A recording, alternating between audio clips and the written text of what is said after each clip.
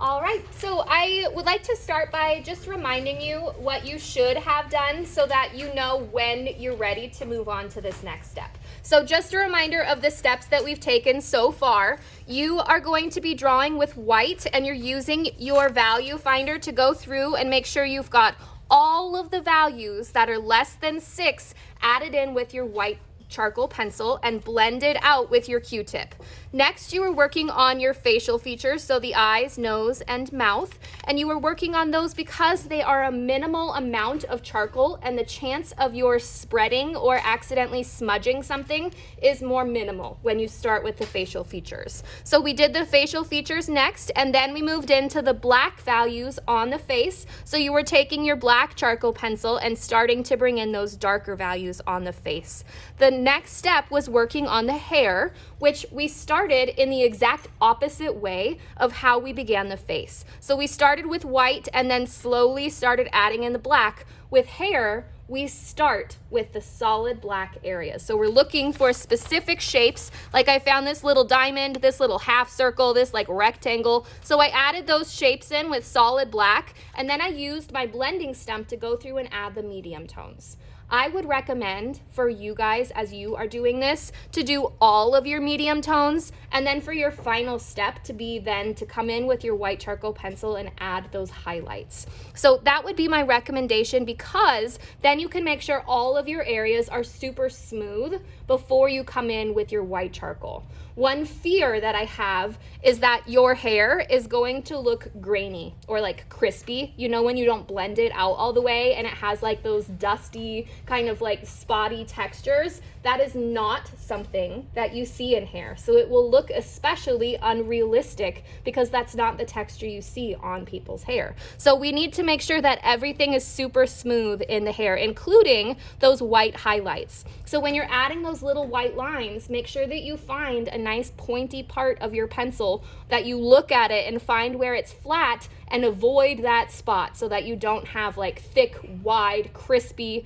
highlights in your hair, because that's not how they look.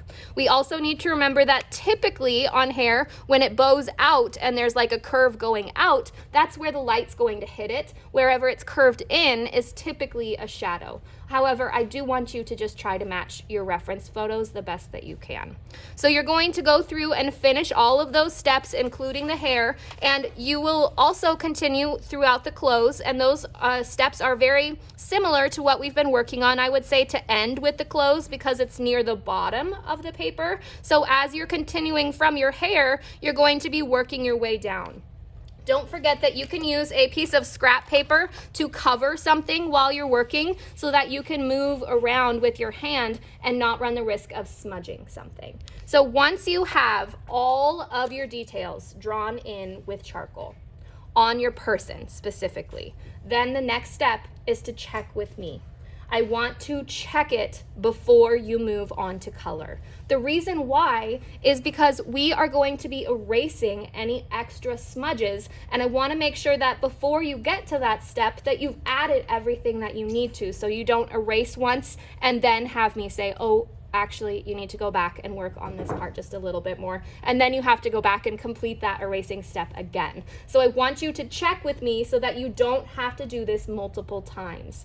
The things that I'll be looking for, first, do you have any white and black that are up against each other that are turning into that terrible color of blue? We want to avoid that. So if you do have any instances where that's happening, say this white and black were mixing together, I could erase that section just in between to allow for some of the gray paper to show through.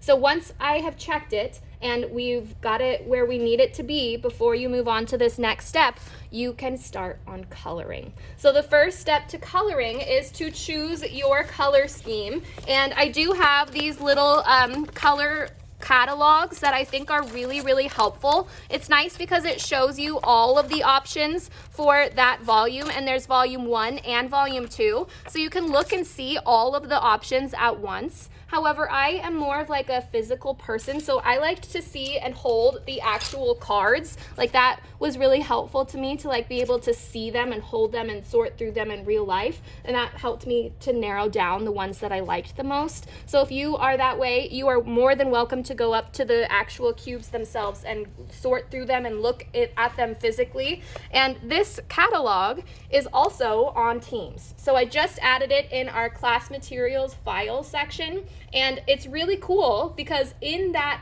digital version of this, there are keywords that you can search by. So if you wanted to look up like the tropical section, like you can scroll down and all the way down there's like keyword searches, and there's a ton of really common words, so you could find like tropical color schemes or soft color scheme. Like there's all kinds of keywords. There's also color sections. So if you know for sure that you wanted to incorporate like this weird green color and you really liked that, but you didn't love the others that went with it, you could look at this section at the bottom of that document in Teams, and it'll show you all of the potential color schemes that include this color.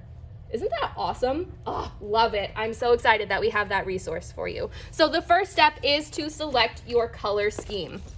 I chose, let's see, where did that one go? I chose this one, which has a dark purple, regular purple, kind of red, a scarlety, kind of orange, yellow orange, and then a soft pink. So these are the colors that I just snagged out of my colored pencil sets. So I grabbed some purples, I've got a few reds, I've got oranges, the peach, and a light yellow. So I am going to be working with these colors. I already have my pattern transferred, so now I just need to start thinking through what I want this to look like. Remember, with colored pencil, we always start with our darker colors first. So I am going to pick my darker color, and I also am just gonna like take a look at my reference photo, and I might even like snag a picture of this on my phone, or I could take this off if I know for sure that it is completely transferred.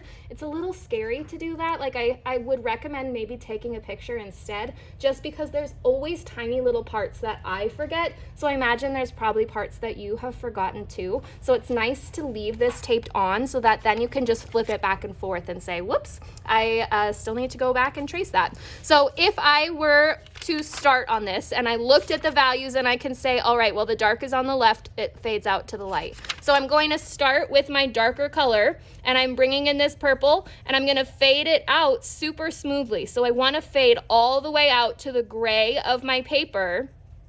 And then I'm going to bring in my next color, and I'm just going to go over the top of that and burnish. And then I'm going to fade this color out, and I'm fading it all the way out to white, and then, or to the gray of the paper, and then maybe I'll bring in like this lighter pink to go over the top of it. So we're gonna line this side, and remember that our whole purpose whenever we're coloring with colored pencils is to reach this level of burnishing, because that is how you have a nice smooth texture. It's how you get the transitions to look really smooth and beautiful. So I can go back over the top and just kind of keep working these colors until they start to blend together completely smoothly, and until it is so filled in that it's shiny. It's like reflective because I have filled it in so much. So now I could go through, and one thing to consider is that I have to think through how I'm going to fill this in so that I don't have things that are like contrasting. So I might need to think through, okay, if I did my background with yellow, then I would have these colors to work on my flowers with. I don't have a green. So that's something I just realized. I was like, oh, how am I gonna do my vines? Like I have to think that through. So maybe I'll make them orange, I don't know.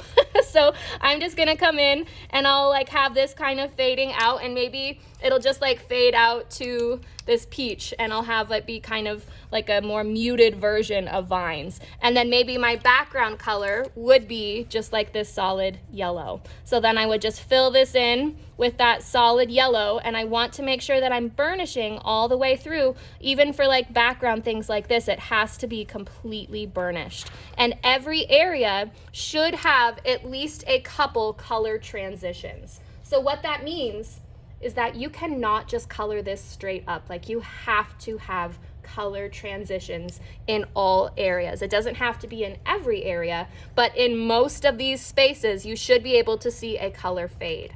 this is also an important time for you to be thinking about whether you want to have a break in your coloring or not. So I chose to erase this section of my pattern so that I could have like a little slice that's cut out, like left behind. And that was an example that we saw in this brainstorm page, which is an excellent resource for you. So seeing like these little breaks was really interesting. This is a horizontal version of that break. You can use circles, triangles. These are examples of having minimal amounts of that pattern showing behind, and all of those options are wonderful. You can choose any of them. But as you're coloring, that's when you need to start thinking, like, do I want that to have a break in it or not? So have that in the back of your mind, and those are the steps, and this is the final step for this project. And I believe we have 4 days left, so that is just something to have in the back of your mind, is the pacing that you have left. But other than that, do you guys have any questions? Feeling pretty good? All right, cool. Well, that's all I've got.